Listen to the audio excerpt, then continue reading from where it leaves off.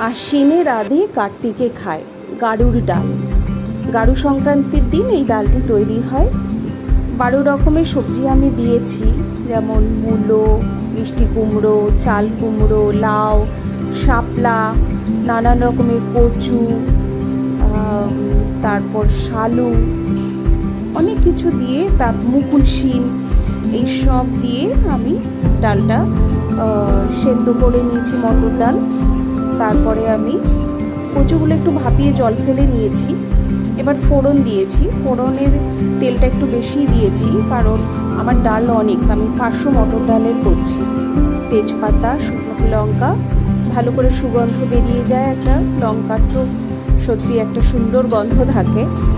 এবার আমি এর মধ্যে ফোড়ন দেব।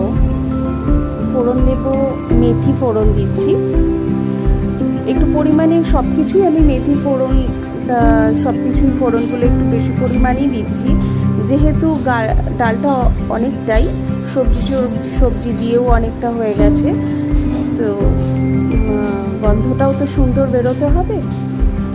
এবার দিলাম কালো জিরে, মেথি। আপনারা অল্প 5 ফোড়নও দিতে পারেন। 5 ফোড়নে এর সাথে 5 ফোড়ন দিলেও গন্ধটা খুব সুন্দর হয়। আমি ভালো করে এবার ফোড়নটা একটু ভেজে নিচ্ছি।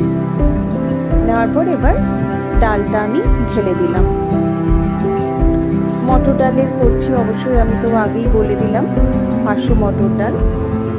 দেখেছেন তো অনেকটা, আমার মানে 2টো কড়াই সবজি টবজি সমেত হয়ে গেছে।